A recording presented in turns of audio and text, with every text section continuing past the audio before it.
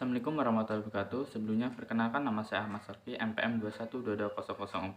Di sini saya akan menjelaskan tentang materi sejarah abad ke-16 sampai 19 yang akan dijelaskan di video berikut ini, yaitu saya mendapatkan beberapa video dari beberapa narasumber, yaitu sebagai berikut.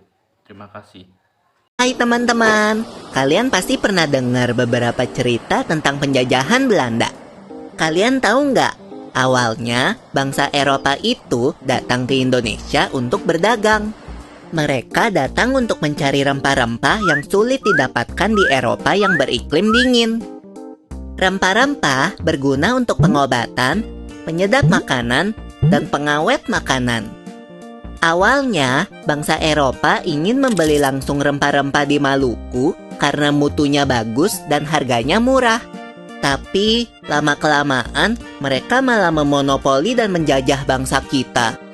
Kalau nggak salah, beberapa bangsa Eropa yang pernah datang ke Indonesia adalah bangsa Portugis, Spanyol, Inggris, dan Belanda.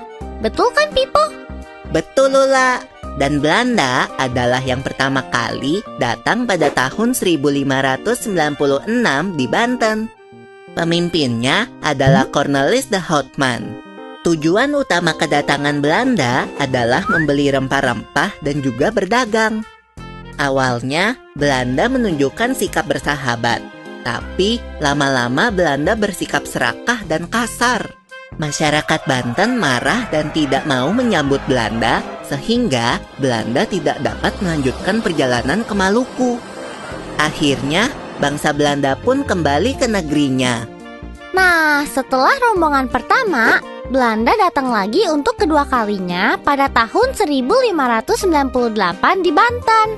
Pemimpinnya adalah Jacob van Eyck, disusul oleh armada pimpinannya yaitu Warwick. Sejak saat itu, bangsa Belanda berlomba-lomba datang ke Indonesia. Antara tahun 1596 sampai 1601, ada sekitar 65 kapal dagang Belanda dari berbagai perusahaan perdagangan memasuki perairan Indonesia. Wah, banyak banget ya. Iya, Pipo. Namun, karena jalur perdagangan ke Indonesia mulai terbuka, para pedagang asing pun saling bersaing. Akhirnya, pada tanggal 20 Maret 1602, pemerintah Belanda membentuk Verenigde Oost-Indische Compagnie atau VOC. Artinya Persatuan Dagang Hindia Timur. Tujuannya adalah mencari keuntungan sebesar-besarnya melawan para pesaing.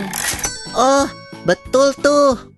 Dan pemerintah Belanda memberikan hak monopoli kepada VOC untuk membuat perjanjian dengan raja-raja, menyatakan perang dan mengadakan perdamaian, membuat senjata dan mendirikan benteng, mencetak uang, dan mengangkat serta memberhentikan pegawai. VOC melakukan monopoli perdagangan rempah-rempah. Artinya, rempah-rempah hanya boleh dijual kepada VOC dengan harga yang telah ditentukan oleh VOC. Waktu itu, Pieter Both diangkat sebagai Gubernur Jenderal VOC yang pertama dan berpusat di Ambon. Setelahnya, Jan Pieter Zoon Koen diangkat menjadi Gubernur Jenderal dan pusat VOC dipindahkan ke Jayakarta atau Jakarta pada tanggal 31 Mei 1619. Alasan pemindahan kantor VOC karena letak Jayakarta dianggap strategis bagi pelayaran perdagangan.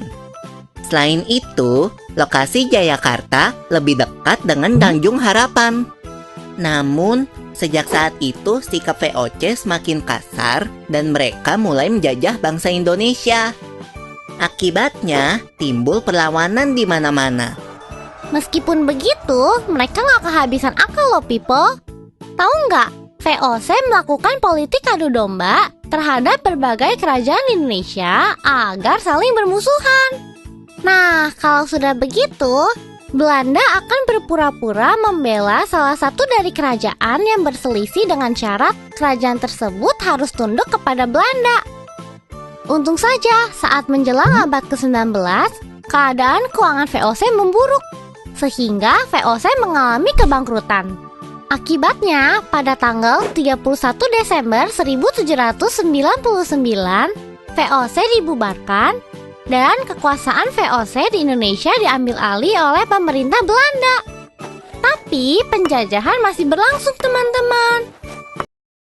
Baiklah, sekian yang dapat saya sampaikan. Apabila ada kesalahan saya minta maaf, dan apabila ada kekurangan saya mohon ampun. Wassalamualaikum warahmatullahi wabarakatuh.